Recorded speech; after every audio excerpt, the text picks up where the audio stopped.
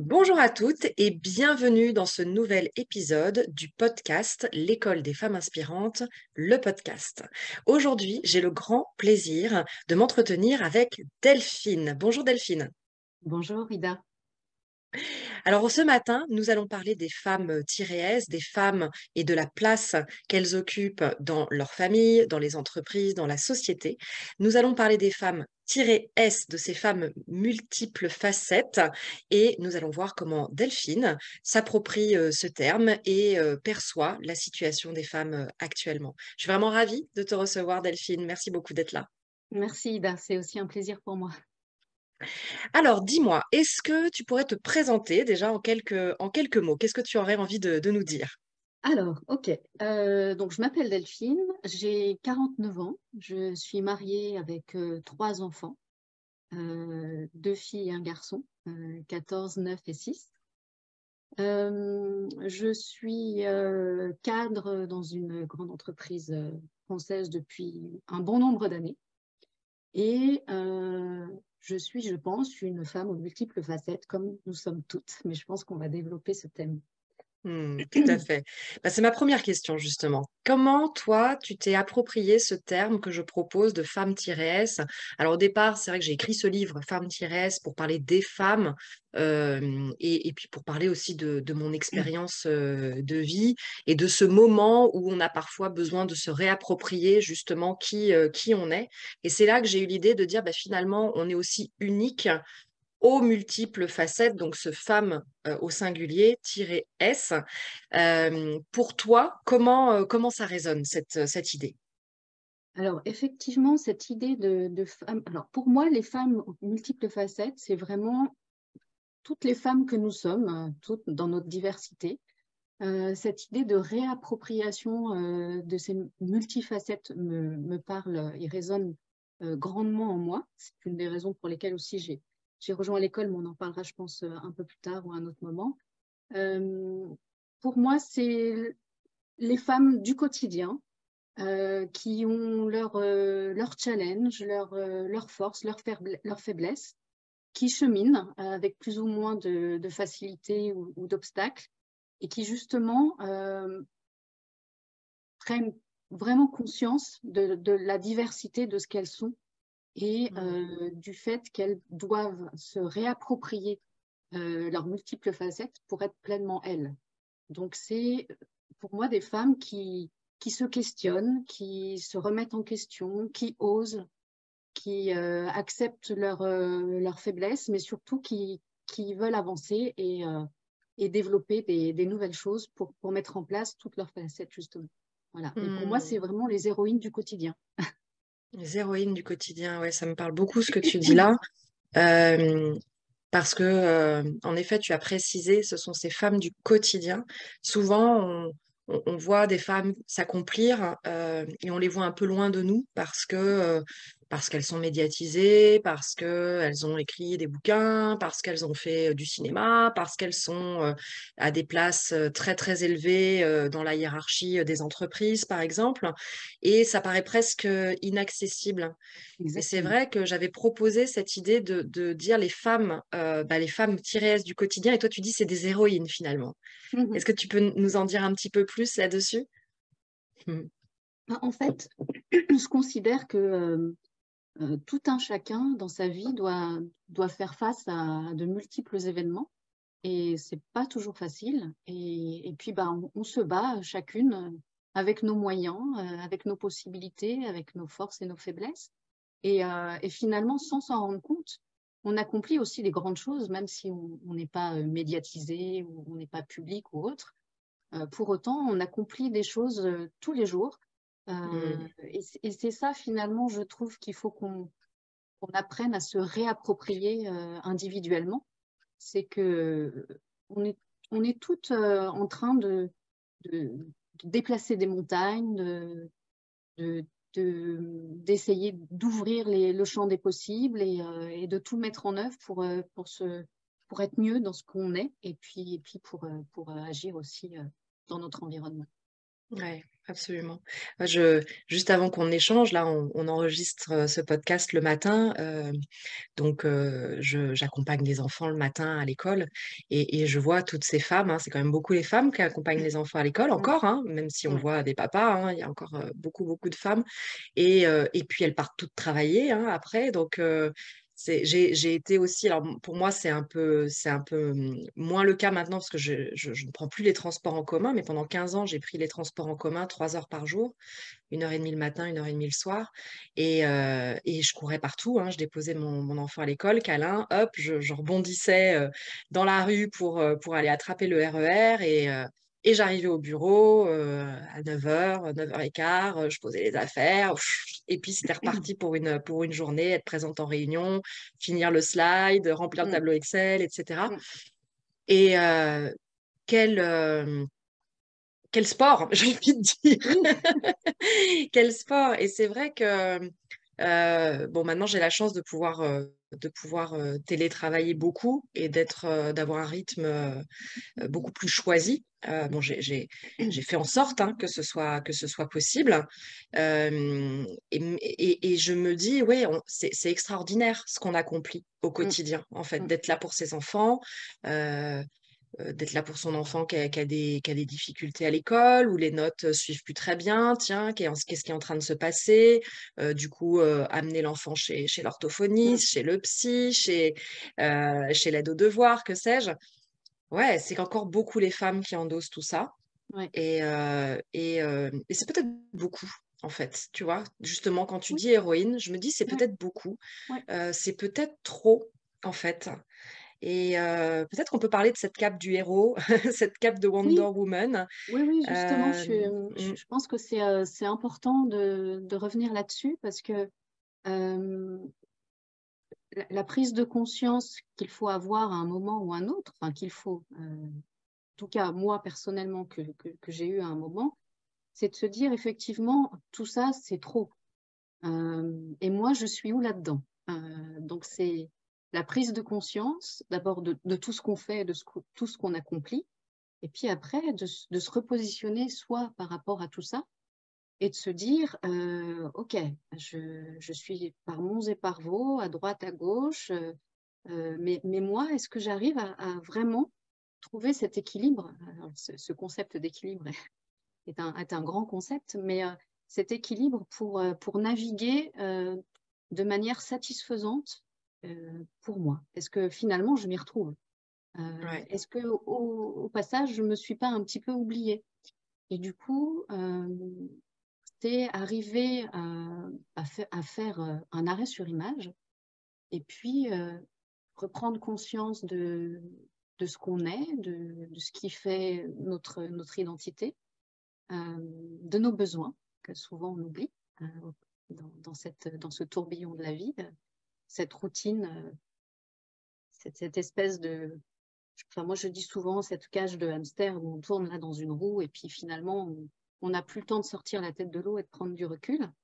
Et ça, moi, je suis arrivée à un moment où c'était plus possible de continuer comme ça. Il fallait faire un arrêt sur image et Mm, prendre conscience de tout ce que j'étais capable de faire et de le reconnaître et de le louer quelque part parce qu'il faut aussi se féliciter, mais tout à fait. aussi de se dire, et moi là-dedans, est-ce que j'arrive à accomplir et à être réellement ce que je suis pour être pleinement Mm, moi?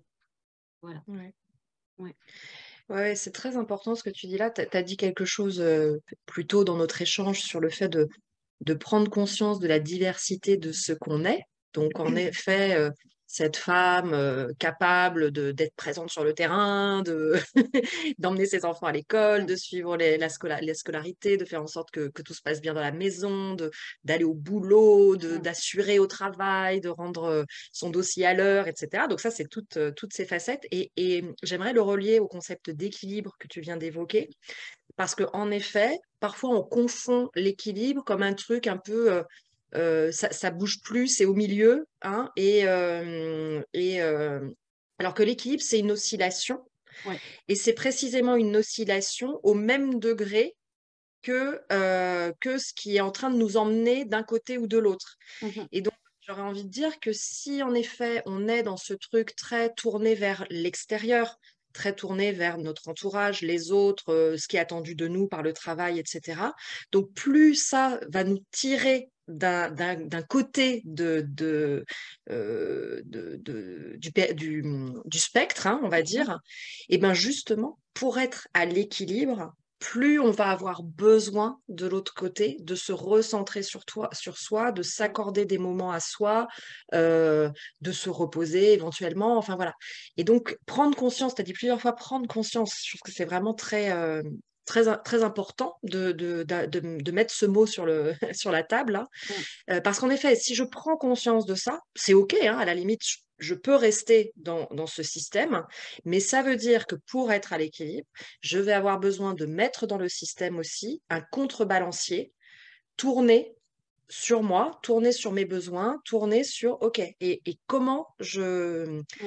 je fais le pendant de l'autre Ouais, côté, ouais, en fait. Hein. ouais. C'est ce que Et tu as ça, ressenti, toi, ces ah derniers oui, oui, mois? c'est vraiment ça. C'est que, en fait, quand je parle d'équilibre, pour moi, l'équilibre, pour être à un équilibre qui nous va, qui nous correspond, il faut être associé au mouvement. Pour moi, c'est un équilibre, c'est le mouvement perpétuel.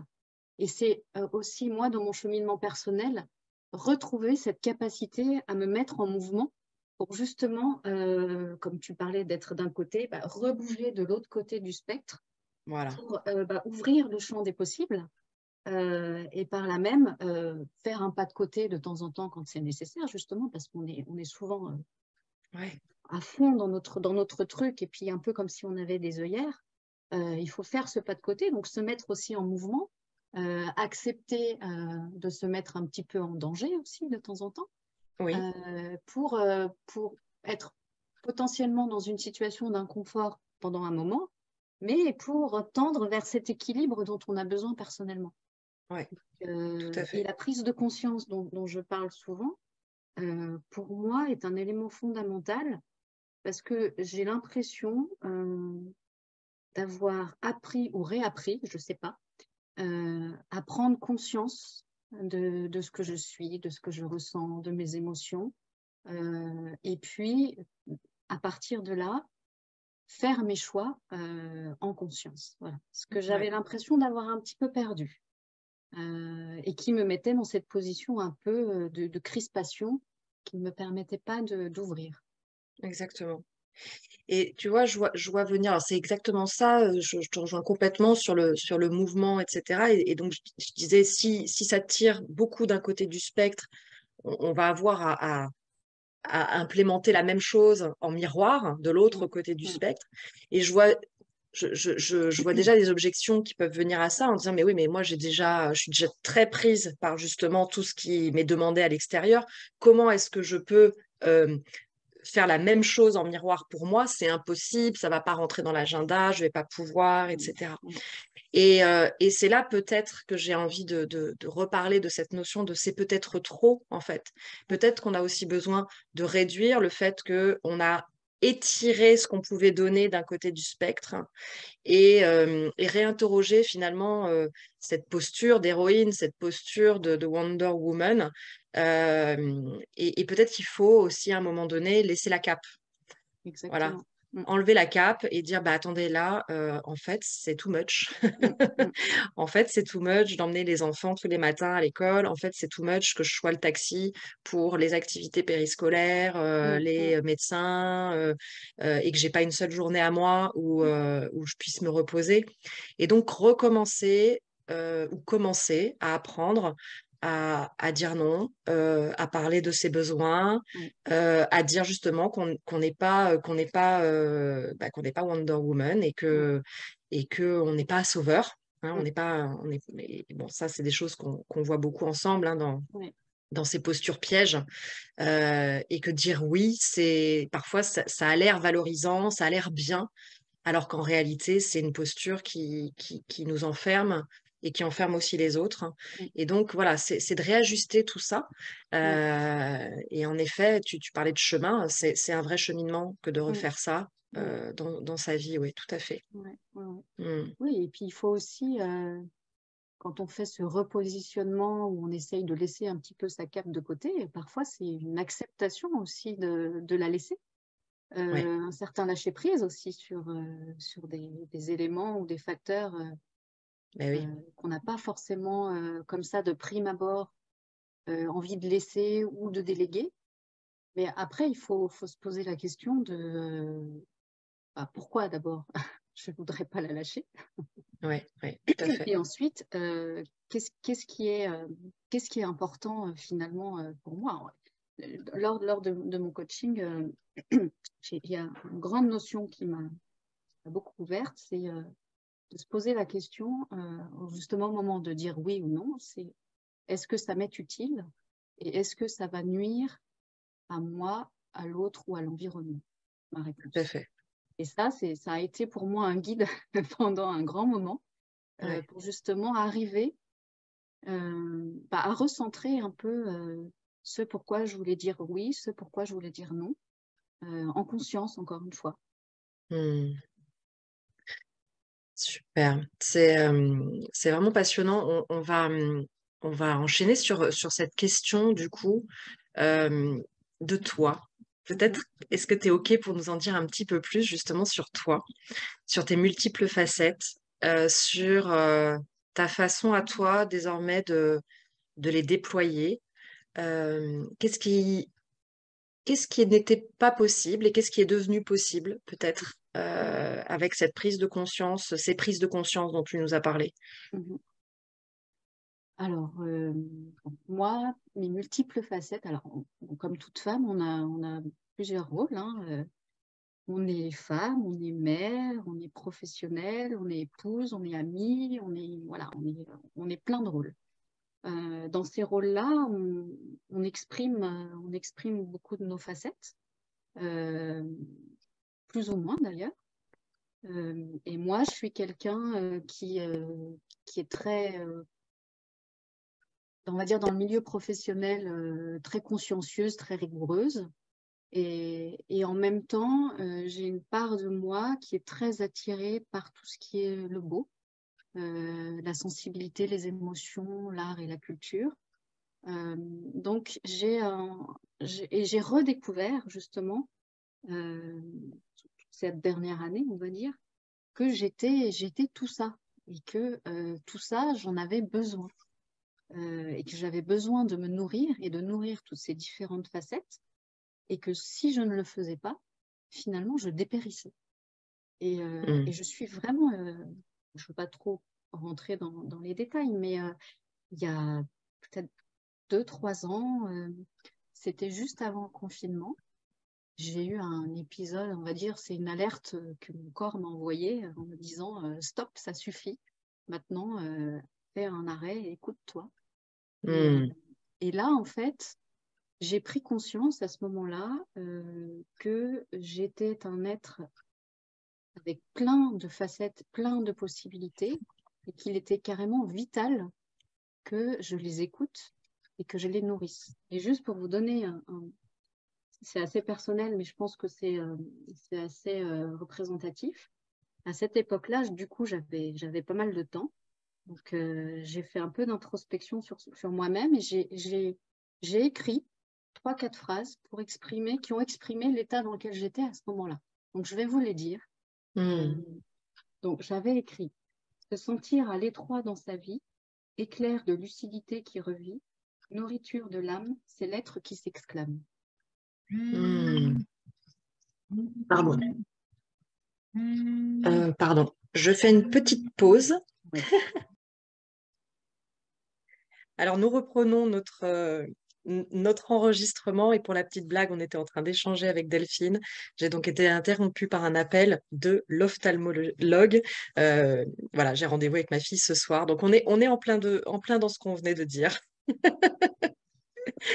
Donc, Delphine, tu viens de nous lire des phrases que tu as écrites. Tu les as écrites il y a quelques mois, Oui, non, il y a quelques années maintenant, hein, parce que c'était il y a quelques années. ouais, juste avant le début du confinement. en fait, Hmm. cette Est-ce que période. tu veux bien nous les relire, s'il te plaît? Oui, bien sûr. Alors, se sentir à l'étroit dans sa vie, éclair de lucidité qui revit, nourriture de l'âme, c'est l'être qui s'exclame. Hmm. Et donc, en fait, j'ai écrit ces phrases comme ça. Enfin, ce mini-poème, on va dire, hein, sans prétention. Et puis, voilà, j'ai laissé ça de côté et j'ai continué ma vie. J'ai repris en me disant qu'il fallait quand même que je change quelque chose dans ma vie parce que cet petit accident n'était pas arrivé par hasard. Et j'ai plus repensé à ces phrases. Et puis, quand j'ai décidé de commencer un cheminement de développement personnel, euh, je me suis rendu compte il fallait prendre conscience de ses besoins et qu'il fallait se nourrir. Et ces phrases-là me sont revenues et je me suis dit, en fait, je savais où j'en étais dans ma vie. Et je ne savais pas encore comment passer à l'étape suivante pour arriver à entrer en mouvement pour changer quelque chose et justement à arriver à faire redéployer Hmm. toutes mes facettes. Donc voilà. Euh, et donc, bah, comment je suis arrivée un petit peu à dépasser cet état d'enfermement que j'avais à cette époque-là, d'étroitesse plutôt, Ouais. bah, c'est justement en me faisant accompagner, en profitant et en tirant bénéfice des témoignages d'autres personnes, d'autres femmes en l'occurrence, qui m'ont énormément inspirée et qui m'ont montré que bah, déjà, j'étais pas seule dans mon cas, qu'on était toutes à se poser des questions. C'était même amusant parce que j'ai parlé avec des amis que je n'avais pas revus depuis longtemps et on s'est rendu compte qu'on était à peu près dans les mêmes positions, les mêmes questionnements, les mêmes blocages. Et je me suis dit, mais vraiment, il faut qu'on apprenne à se parler plus, à échanger plus, parce que c'est extrêmement vivant, nourrissant, inspirant. Tout à Et, fait. et ça, vraiment, pour moi, ça a été une découverte de me rendre compte que finalement, je n'étais pas seule dans mon cas Hmm. et que surtout, euh, il fallait parler, il fallait l'exprimer. Moi, je ne suis pas quelqu'un qui s'exprime et qui parle de soi de manière très spontanée. Mais j'ai compris à ce moment-là que ça faisait partie du cheminement dont j'avais besoin, c'est-à-dire de m'ouvrir aux autres en exprimant ce que je ressentais, quels étaient mes besoins. Et du coup, j'ai appliqué ça aussi bah, dans ma sphère un peu plus personnelle, familiale, pour rééquilibrer certaines choses, Ouais. pour arrêter d'endosser cette cape d'héroïne tout le temps, de poser les choses et de m'exprimer plus.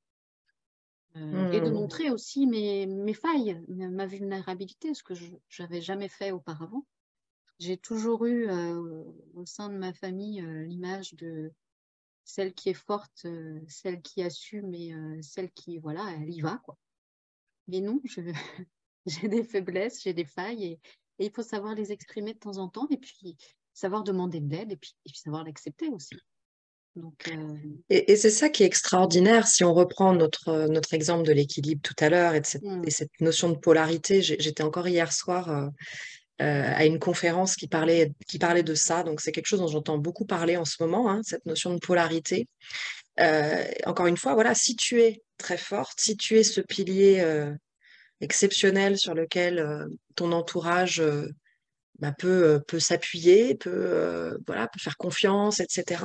C'est que de l'autre côté, tu as cette vulnérabilité aussi immense, mais qui est un pendant, qui est aussi une force en fait. mhm, Et c'est mhm, parce que tu as cette sensibilité et cette profondeur en fait d'être que tu as cette force de solidité et sur laquelle on peut ensuite euh, bah, se greffer, à laquelle on peut mhm. se greffer. Ça, je trouve ça énorme, en fait.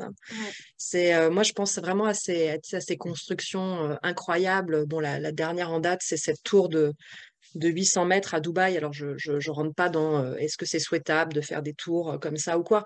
Mais je trouve en termes de symbolique quelque chose d'intéressant, c'est que si on veut construire comme ça des bâtiments qui s'élèvent à 800 mètres de haut, en vrai, on a creusé aussi à 800 mètres sous terre, Ouais. voire à 1 kilomètre sous terre. Mm. Et donc, si on voit des grandes choses à l'extérieur, si on voit des forces exceptionnelles à l'extérieur, en vrai, ça veut dire que la personne, elle est allée hyper en profondeur chercher justement ce qui est moins visible, ce qui est plus noir aussi, hein, quand on est Mm. dans le tréfonds de la terre, là, on est un peu Ouais. plus dans le dark, hein, et en fait, c'est les deux. C'est les Ouais. deux. Cette élévation, elle est proportionnelle à cette capacité à aller creuser et aller dans le tréfonds de ses entrailles, en fait, hein, et de qui on est. Donc, ouais, c'est hyper important ce que tu es en train de dire Mm. là.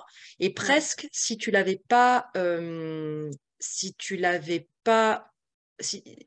laissé de côté, si t'avais pas accepté d'aller voir, eh ben, tu aurais perdu ta force, en fait, d'une certaine manière.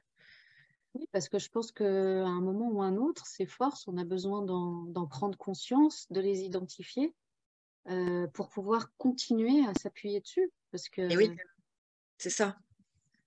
Et Parce donc, que ça se nourrit, ça aussi. On les t'aurais nourrit, perdu ces cette forces. solidité sur laquelle tu pouvais Oui, t'appuyer oui, et sur laquelle les autres pouvaient s'appuyer parce que oui. finalement, c'est comme si on regardait plus les fondations. Mhm, mhm. C'est comme si on regardait plus les fondations. Ouais. C'est comme si on regardait plus que le sommet de la tour. Et puis, comme si ça reposait sur rien. Oui, oui. Bah non, ça repose pas sur rien. Ça repose sur toutes ces facettes aussi qui sont enfouies Mhm. et qui nécessitent aussi d'être prises en compte. Oui, oui. Et ces fondations, comme tu dis, il faut s'en occuper, il faut en prendre soin, Et oui, il faut, voilà, pour exactement. qu'elles continuent justement à, comme tu dis, à pouvoir tenir l'ensemble qui est Exactement. visible.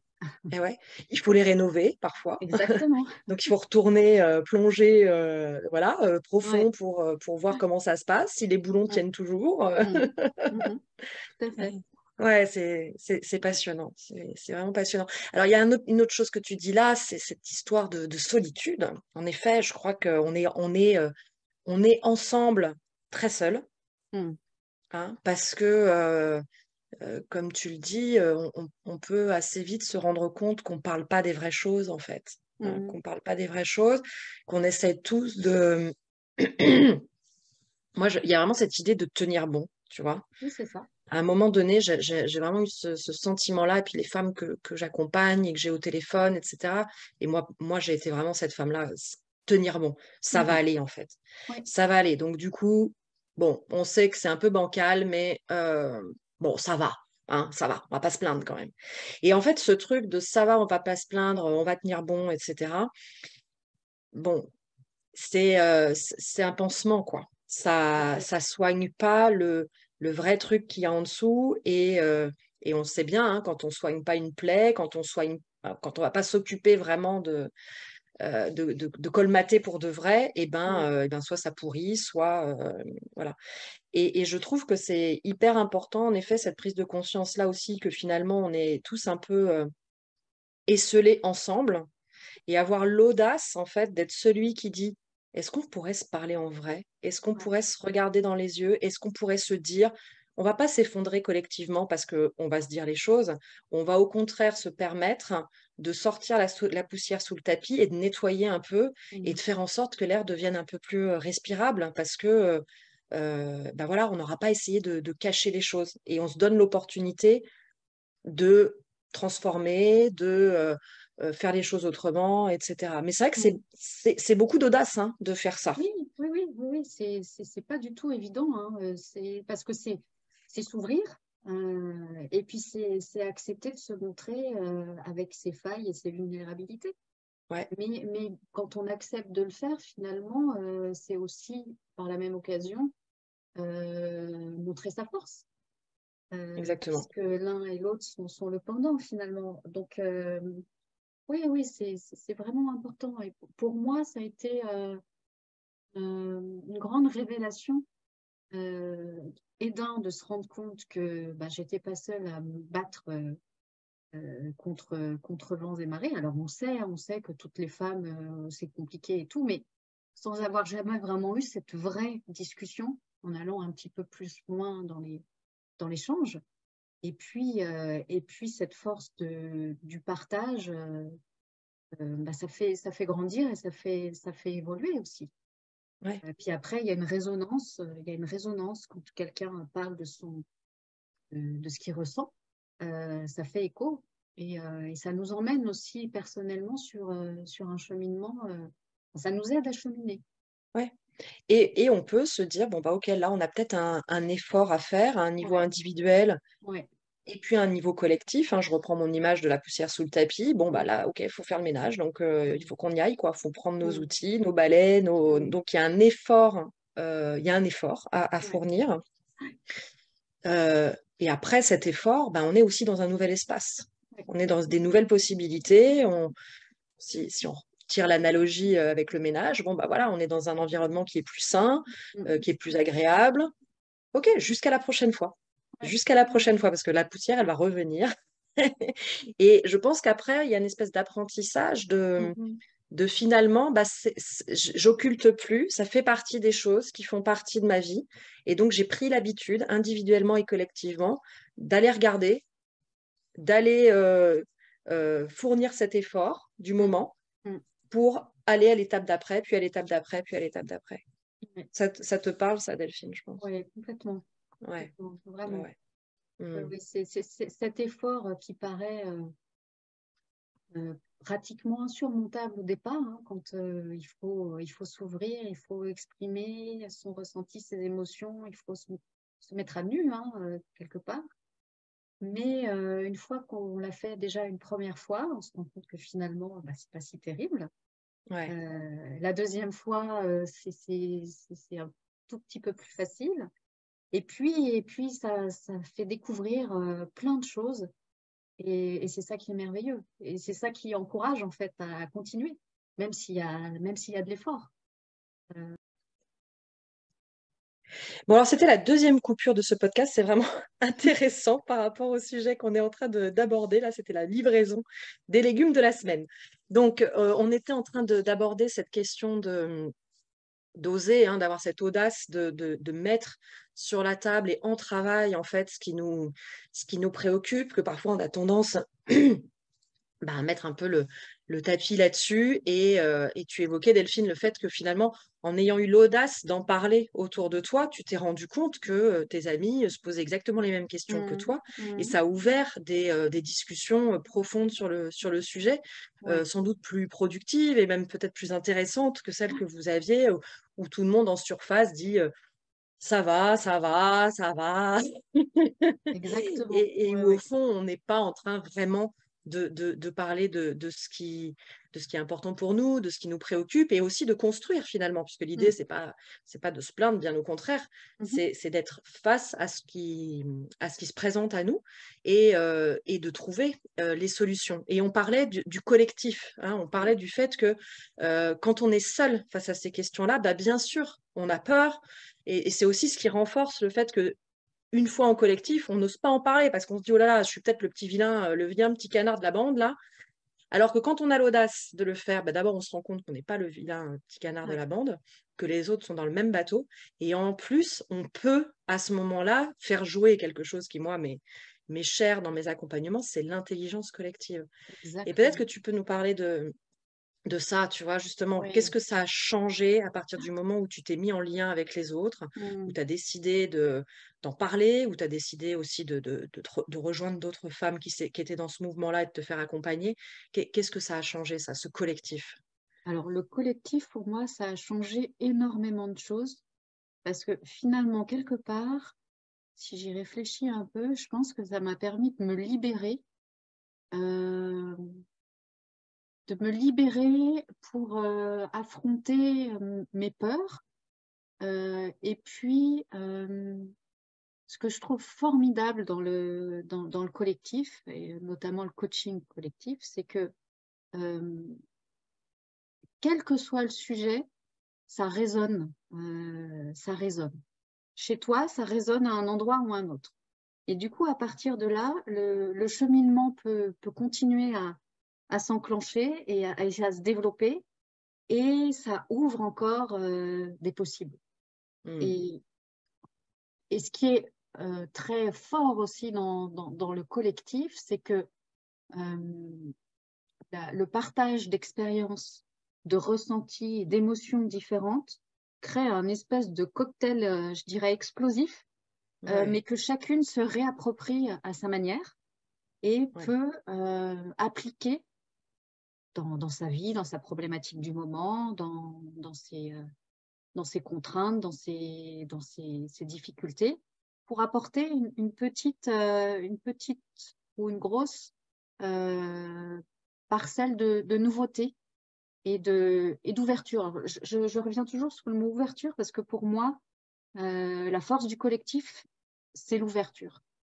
C'est se sentir qu'on n'est pas seul et avoir des perspectives différentes. Voilà. Exactement. Voilà. Pour moi, ça a été vraiment une vraie révélation Mm. euh, de cette puissance, en fait. Ouais. Et oui, et qui ouvre sa propre perception à soi. Exactement. Ouais. Je donne souvent l'exemple dans un de mes webinaires, d'ailleurs j'en parle, de comme si chacun d'entre nous, on était des éventails. Mm. Hein, et que bah, en fonction de ce qu'on a vécu dans notre vie, etc., on a ouvert l'éventail. Et c'est un peu comme la performance de notre cerveau ou la performance de notre ordinateur. Hein, on l'utilise à 10, à 20%, tu vois. Ouais, ouais.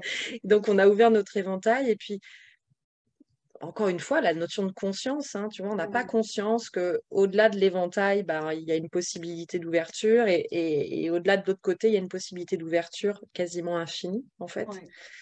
Ouais. Et ce travail, en effet, d'introspection sur soi et de lien avec les autres, c'est ouvrir la perspective, Mm. ouvrir les représentations. Et en effet, tu parlais de réappropriation, c'est-à-dire qu'il y a des choses qu'on va pouvoir laisser à l'extérieur, dire, bon, ça, c'est une représentation qui existe. C'est intéressant. Maintenant, j'en ai conscience, en fait, que ça peut être comme ça aussi. Mais celle-là, je la prends pas pour moi. C'est OK. Mm. Voilà. Et je suis en désaccord, mais je suis pas en conflit. J'ai la perspective que ça existe. En revanche, celle-là, ah ouais, celle-là, ça m'ouvre sur moi-même, ça m'ouvre sur qui Mm. je suis aussi, et je peux me l'approprier, je peux agrandir et ouvrir mon éventail. Ouais, tout à fait. Super. Bah, du coup, le sujet de l'ouverture, ça me donne envie d'aller sur le sujet suivant que je souhaite aborder avec toi, qui est la question de la liberté. Mm. Qu'est-ce que ça signifie pour toi d'être une femme libre aujourd'hui en 2023 en France, mais si tu as envie de parler du monde aussi, Mm. voilà, on sera heureux de t'entendre là-dessus. Ouais. Donc voilà, la liberté, qu'est-ce que ça signifie pour toi aujourd'hui d'être une femme libre? Alors aujourd'hui, pour moi, être une femme libre, euh, c'est cette capacité à s'écouter, euh, cette capacité à se questionner, cette capacité à s'ouvrir aussi, puisque c'est pas gagné partout d'avoir cette possibilité-là. Ouais. Euh, et puis peut-être la chose la plus importante, c'est être en pleine possession de sa puissance, de sa puissance dans le sens de sa capacité à agir, à prendre ses choix à faire ses choix en conscience et à prendre ses décisions en conscience. Hmm, Je pense qu'aujourd'hui, pour moi, la liberté, c'est ça. hmm. Euh, Comment est-ce que tu l'exprimes, toi, aujourd'hui? alors moi, je l'exprime aujourd'hui en justement ayant réappris à m'écouter, à écouter mes besoins, euh, et puis à m'organiser différemment Hmm, afin d'être en mesure justement d'exprimer bah, les multiples facettes dont on parlait au début de cet entretien, d'avoir cette possibilité, en y mettant les moyens, hein, parce que c'est pas toujours hmm, évident, hmm, mais de créer cet espace, alors j'allais dire de liberté, Oui. pour s'accomplir en fait pleinement dans ce qu'on est. Et donc pour moi, c'est vraiment passé par refaire de la place pour que chaque facette chaque facette importante et sur laquelle je voulais redonner un petit peu d'emphase, puisse s'exprimer. Et le but de tout ça, c'est pas juste d'être tourné que sur soi, hein, ça c'est le départ, mais c'est d'arriver ensuite à évoluer dans son environnement, dans sa famille, dans son milieu professionnel, de manière beaucoup plus équilibrée euh, avec soi-même, avec ce qu'on est, avec sa véritable identité. Ouais. Et c'est ce que tu fais aujourd'hui. Tu Oui, exprimes davantage les choses, tu te sens plus oui, libre oui, d'exprimer les choses dans le exactement. travail, Mm, avec tes proches. ouais. Ouais. C'est ça Et aussi, vraiment, être libre. C'est... oui, j'ai vraiment pris conscience que de faire ce travail, de reprendre possession de ce qu'on est, de ce qui est important pour nous, d'écouter ses besoins, ça m'a donné une certaine liberté. Ouais. Certaines choses, pas tout, hein, mais certaines choses maintenant me sont plus faciles, plus légères, parce que j'ai l'impression d'avoir retrouvé un pan de liberté que j'avais un petit peu enfoui auparavant. Hmm. Ouais. Et si on va un petit peu plus loin, si on Mm. parle du contexte actuel, Ouais, ouais. donc on est post-pandémie, là, à l'heure à laquelle on se parle, il y a des conflits internationaux, Mm, etc. mm. Comment tu perçois la place de la femme là-dedans, l'influence que ça peut avoir sur la vie des femmes, la Ouais, tienne, et puis ouais. toutes les femmes de manière plus générale? Mm. Alors, moi, j'ai vraiment conscience que je suis dans des conditions de liberté quand même assez phénoménales, hein, là où Ouais, on vit aujourd'hui. Je suis très reconnaissante aux femmes qui ont lutté avant nous, les générations d'avant, pour justement acquérir ces libertés qui nous paraissent complètement normales aujourd'hui, mais qui n'étaient pas il y a quelques années. ouais, tout à fait. Et surtout, quand on regarde un peu plus loin que notre petit précaré, on se rend compte qu'au niveau international et dans d'autres pays, on est bien loin de cette liberté pour les femmes. Tout à fait. Il y a même d'énormes régressions. Alors même dans certains pays, c'est même pas de la régression, c'est qu'il n'y a même pas encore eu cette émancipation qu'on peut avoir nous dans nos pays. Ouais, ouais, Et donc pour moi, la place de la femme, elle est pas gagnée, quoi. ouais, Elle n'est pas gagnée. complètement. Il faut continuer. Alors c'est facile à dire pour nous qui dans nos sociétés où on a quand même beaucoup de choses, beaucoup de libertés et acquis plein de droits, mais je pense il faut pas oublier que c'est pas pareil partout et que c'est une lutte perpétuelle Hmm. pour maintenir ça et puis pour celles qui n'ont même pas atteint un seuil que moi je dirais minimum, qu'il faut continuer à se battre pour ça. Ouais. Moi, ça me révolte ce qui se passe aujourd'hui dans certains pays. J'en ai presque pas de mots, hein. Bah, tu parles de régression. Il y a des régressions objectives, y compris dans des pays où il y a une certaine liberté pour les femmes. Je pense aux Oui, États-Unis bien sûr. et à la volte-face qu'il y a eu sur le droit à l'avortement cet Ouais, été. Enfin, donc ouais, ça clairement, ouais. c'est quand même C'est assez inquiétant, hein.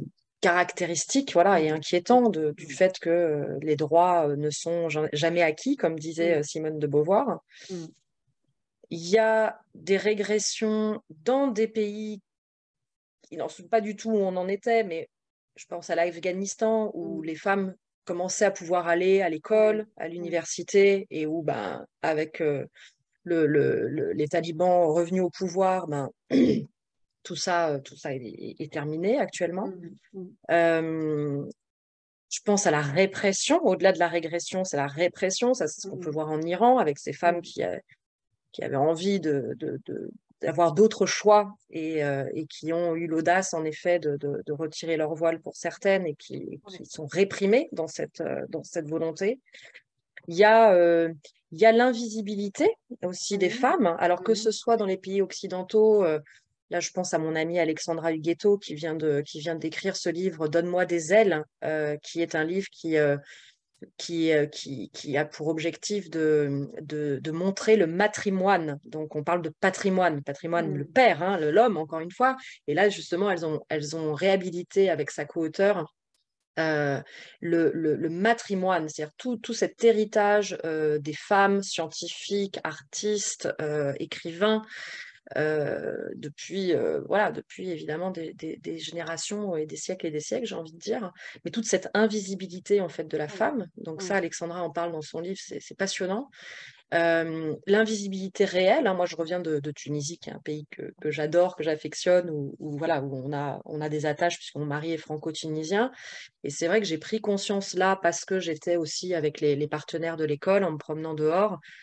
Comme je suis très habituelle en Tunisie, je vois plus ça. Mais du coup, comme j'y vais avec d'autres, ben, d'un seul coup, c'est ça aussi, hein, quand tu disais, hein, le groupe, hein, le fait d'être en groupe nous fait revoir des choses qu'on voit plus. Et comme moi, je suis très libre en Tunisie, je fais vraiment ce que je veux. Je vais au café, voilà, que je sois seule ou pas, je fais vraiment ce que je veux. Mais ça, c'est moi qui prends cette liberté.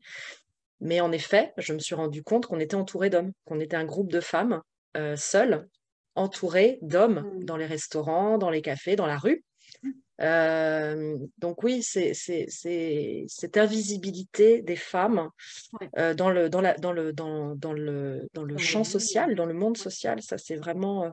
Et je pense qu'en effet, ça, c'est les écrivains, c'est les philosophes, c'est Simone de Beauvoir, c'est Elisabeth de Badinter qui n'ont eu de cesse que de nous dire attention. Attention, soyez présente à vous-même, soyez présente à la vie, soyez présente à la société.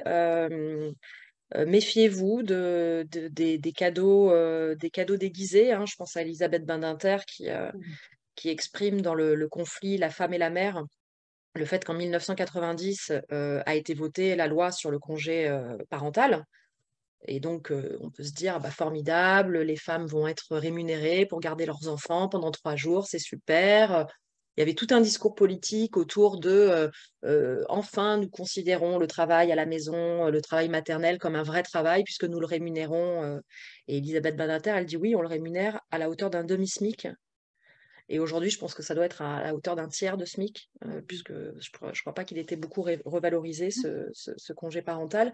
Donc, je disais, qu'est-ce que ça veut dire, en fait? Un vrai travail qui vaut la moitié de ce que ça peut valoir sur le terrain. Et puis, voilà, être mère, ça vaut un SMIC. Enfin, même pas un SMIC, du coup, mais voilà, donc ça questionne, hein. Et quand on regarde historiquement à quel moment a été votée cette loi, on se rend compte que c'est en 1990, dans les années 90, au moment où il y a un chômage de masse, au moment où il y a la première guerre du Golfe, et où du coup il y a un marché du travail qui est très tendu et où les hommes n'arrivent plus à trouver leur place. Et donc, si une partie de la société peut déjà être à la maison, ça libère, hein, ça libère de la place. Et donc, c'est pernicieux, en fait, hein, tout ça. Et pour ce que tu dis en disant c'est facile de là où on est, moi, j'ai envie de dire c'est facile et pas facile. C'est facile dans le sens où on a le terreau, en fait. Ça, je l'écris dans Femme-S. On a le terreau, en fait. Et donc, c'est pas parce qu'il y a le terreau que c'est facile de faire pousser des plantes, tu vois, par Bien exemple. sûr. Tu vois, Oui. moi, j'ai pas la Et main ça, il y a verte, quand tu même vois, un socle. Il y a un mais il y a un socle socle. sur Et voilà. lequel Et on en peut fait, s'appuyer j'aurais envie de dire, pour c'est pas que c'est continuer à facile, mais que c'est cultiver, en fait. possible. Voilà, c'est ça, c'est que c'est possible, en fait. Mm, mm, Et ce terreau, il est là, il est fertile, on peut le prendre. Il y a des choses qui continuent à être votées, la loi Rixain notamment, mais c'est pareil, comment est-ce qu'on va la prendre, la loi Rixain, pour en faire quelque chose de bénéfique pour les femmes et pas une double peine? Ça, ouais. j'ai écrit là-dessus, je vous invite à aller regarder mes articles sur ce sujet-là, parce que voilà, je pense qu'il y a un sujet de savoir, enfin en tout cas de se donner la possibilité et peut-être d'apprendre aussi à utiliser ce terreau. C'est pas facile. Je dis, moi, j'ai pas la main verte, tu me donnes la meilleure terre du monde, je te ferai rien pousser dessus, quoi. Mm, Parce que je ne sais pas, en fait, je ne sais pas. Donc oui, c'est possible d'avoir une super terre et en même temps, on a besoin d'apprendre individuellement, collectivement, et peut-être qu'on a ce devoir d'apprendre parce que Oui, justement, on nous a donné le terreau, quoi. On nous a donné oui, la meilleure terre oui. possible. Je pense qu'on peut, enfin, je crois que c'est pas très prétentieux de dire que oui, en France, on a la meilleure terre possible pour faire beaucoup de choses Mm. sur l'émancipation, sur la démocratie, etc. C'est pas facile. Il y a plein de débats, il y a plein de difficultés, bien sûr, en France aussi, mais quand même, l'esprit français, l'histoire française nous donne des atouts exceptionnels, quoi, intellectuellement, historiquement. Et donc, moi, j'ai envie de dire, ouais, presque pour les femmes françaises, c'est un devoir Oui, d'aller. il faut honorer ce terreau. Et donc, pour Ouais, l'honorer, il faut continuer ouais, à être vigilante et à le cultiver. et à le cultiver, C'est tout à vraiment fait. dans le sens où, oui, je pense que pour moi, le mot honorer, là, a toute Mm, sa place. ouais. Être consciente de ce qu'on a et justement continuer à le cultiver. Mm. Je te propose qu'on s'arrête là-dessus parce que Oui. je trouve que c'est un superbe message qu'on envoie du coup aux femmes qui nous écoutent. Honorer le terreau, Mm. honorer les apprentissages Mm. qui nous demandent parfois d'aller développer, honorer la sororité. Moi, c'est un mot que j'ai découvert ces dernières années que je connaissais pas. Honorer la sororité, le fait d'être ensemble, de se regrouper et de grandir individuellement et collectivement. Ça te Mm. va, Delphine, qu'on s'arrête Très bien. là-dessus?